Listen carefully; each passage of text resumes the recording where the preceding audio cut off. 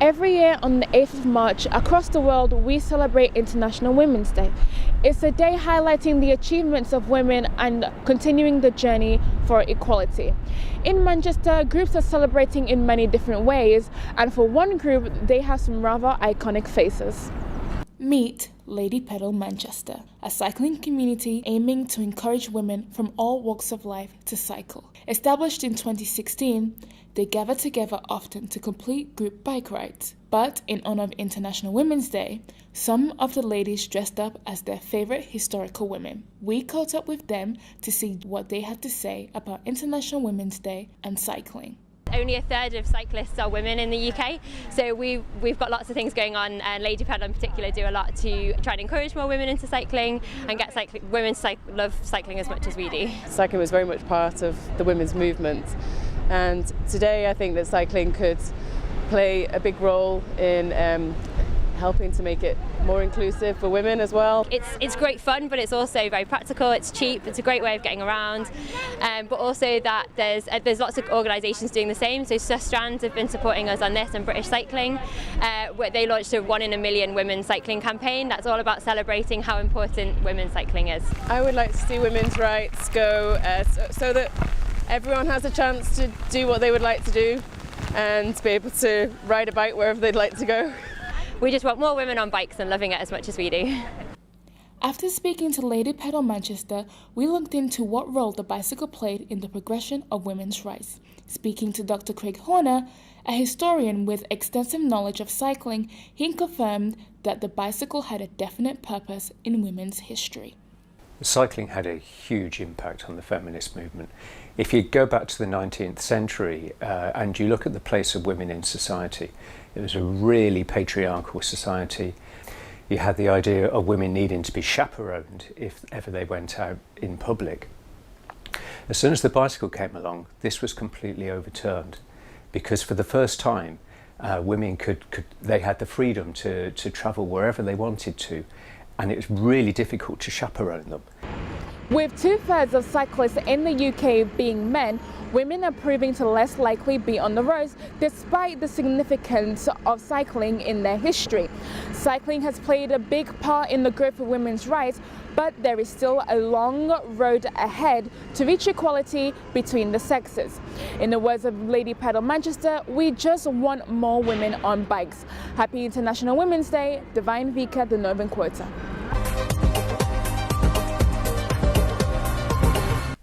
Good evening and welcome to the Manchester Report with Melanie Benning and Divine Vika. The headlines this Monday evening. Manchester motorists are being fined obscene amounts of money annually for just following road signs. With the council raking in millions from this mistake, the question is, are we going to keep allowing this? And the Manchester Report braved the mud and the rain to join mustached runners at the Mo running event. 10 years on, we found out what difference the runs have made in raising awareness about men's health. It's that time again. As we enter the month of November, we once again raise awareness for the mental and physical health of men. Hundreds of Mancunians donned a fake moustache and some running shoes for a very special Movember milestone. And I joined the runners at Heaton Park to report on the story. On an average day in Heaton Park in Manchester, you're likely to see families enjoying their days or dog walkers, but today is not an average day. Hundreds gathered to mark the 10th anniversary of the Mo running event, taking this as an opportunity to find the fun in an otherwise serious topic. Some dressed up in fancy dress, while others simply donned a moustache to show support. This event has taken place across the UK for a decade, and its popularity is evident by the amount of runners who braved the elements to be here today. We spoke to a few attendees to see what made them run. I'm taking part because I think it's very valuable, very important to raise awareness. My stepson has health and mental health issues which he's been struggling with.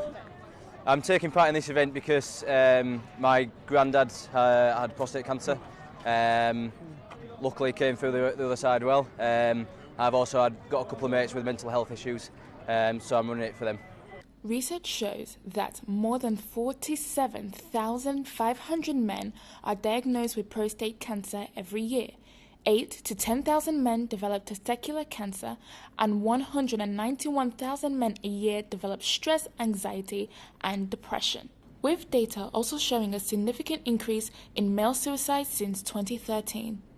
Although events such as Mo Running help raise money and awareness, they also bring like-minded individuals together to begin a very important conversation about the future of men's health. This cause has united Manchester and will continue to do so for the years to come. Divine Vika, the Manchester Report. I hope he managed to dry off and look like a terrible weather. Mel, it was pretty miserable, but you know what? The atmosphere amongst the runners was amazing and everyone had a fantastic time despite the rain. But we have a special guest joining us this evening, event organizer Eddie Cockcroft. Hi, Eddie. Hello. Eddie. So, could you tell us about your role on the day? Yep, so my role was the event manager and the race director. So I was kind of in charge of the whole thing, kind of putting everything together, looking after the runners. We had about 500 runners on the day, so making sure things like the course was set up, making sure all the course marshals were out there on the day, making sure that we had medical cover for the day, and also liaising with the venue, and liaising with suppliers that came in on the day, and just to make sure everything ran smoothly, really. That's amazing. That's really great. But could you describe the atmosphere of the day? It was great. I mean, as I say, despite the weather, which you just mentioned, it was great. You know, the part of the event is all about fun. There's a really fun aspect of it. We have fancy dress challenges, competitions. We give out medals to the adults and as well as the kids. We've got a fancy dress competition for the kids, which is great. And yeah, it's just a really fun event. Oh, that's so good. So why do you feel events like this are important for combating men's issues? It's great to get people out, you know, and doing physical activity. Men's mental health is a real issue at the minute. Movember worked really hard to try and raise awareness for it. So these events are really, really important to make sure, you know, people get out there and especially men of an older generation don't speak about their feelings, don't speak about, you know, what mood they're in. So these events really try and promote and encourage them to do that, even if it's just a 5k walk around a park or a 10k competitive run. It really does make the difference. Thank you for that. Now, Eddie, do you think you'll be involved again next year? Yes, definitely. It was our 10-year anniversary this year, which was a great achievement. We had 24 locations that we did over the UK. That's really good. So next year we're thinking of trying to build some more events. We're also thinking of trying to deliver some Mo walks instead of the Mo runs. So again, obviously, Mo walking, we could do something like on a Friday night, like a 5k or a 10k.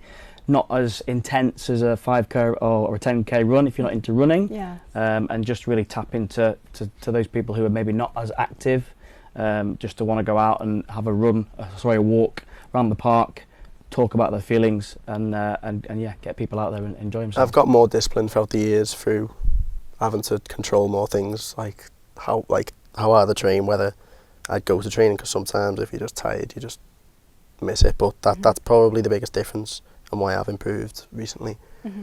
Controlling stuff like how much you sleep, you don't let yourself get tempted with snacks and food and nights out and drinking and stuff like that. So it's just I've started to discipline myself a lot more and make sure I am working harder. So if I'm in training, I'll make sure that I'm not just coasting through. I'll make sure I'm pushing myself as much as possible, and that comes from me and probably I'd say my coach, because he does it all for free. He puts his time into it, so it's not fair for me to coast through when he's doing all that time for me. So he'll get very annoyed if I don't do anything properly. So it's probably mainly from him and me combined with that level of commitment to repay the favour. Do you have other people that are close to you that help you keep on track, like family members or friends or peers? I'd say I've got a few friends that will try and push me in the right direction, same with parents and stuff, but I think it is mainly on me to do it myself. It's not necessarily their responsibility, and they will advise me, but they still know it's kind of my life, like I should be doing it for myself type of thing. So So what would be your advice for other students that maybe are aiming to become scholars for any type of sport? So I think, like Stephen said, it starts with yourself, and you know, if that is your goal to become a scholar or to improve in your sport, that self-discipline is crucial. So time management is really important, being able to make sure that you're doing everything you need to do for your course and your education, but also dedicating enough time to actually improve in your sport. And it's about choices, and once you make the right choices or put yourself in a position to be successful, it becomes a habit. And then when it becomes a habit, that's all that you know. So I would say, yeah, be ambitious as possible, use as many people as possible as a sounding board for advice, try and gain as much knowledge as possible, and then apply it to your life. So how much do you enjoy high jumping? Because not many people think to go towards high jumping. Probably it's usually football or basketball. So what is it about high jumping that you like so much? I think part of it is that it's all decided by yourself. Whereas you can play brilliantly in a team sport and you still end up losing because everyone else may potentially let you down, or you may let the team down. I like the idea of knowing that if I do well, it's because of me, and if I do badly, it's because of me. It's a lot easier to self-reflect on how you've done when it's only about yourself, if you get me. Yeah, I get you. Callum, what do you think students need to anticipate for this new upcoming building? Yeah, so it's really exciting. It's the first time there's going to be a sports science faculty located in Manchester City Centre, so there's going to be an opportunity to do sports science testing with all of our students, not only our sports scholars, and there's going to be some great facilities in there, world-class facilities. There's going to be some world-class athletes using that site through our partnerships with different clubs and national governing bodies of sport. So yeah, I would just get in contact with us and find out what it means for you as a student and what opportunities it can lead to. Every year around the world, we celebrate International Women's Day. Women from all races and ethnicities march the streets of Manchester in solidarity to celebrate the achievements of women whilst continuing the fight for gender equality.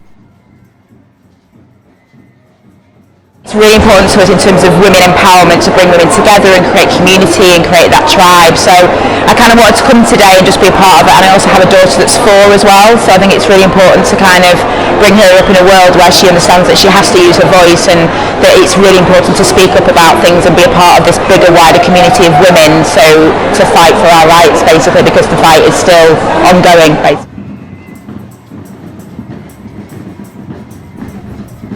Even though there is an increasing visibility of women taking action for their rights, the fight continues to challenge inequalities against all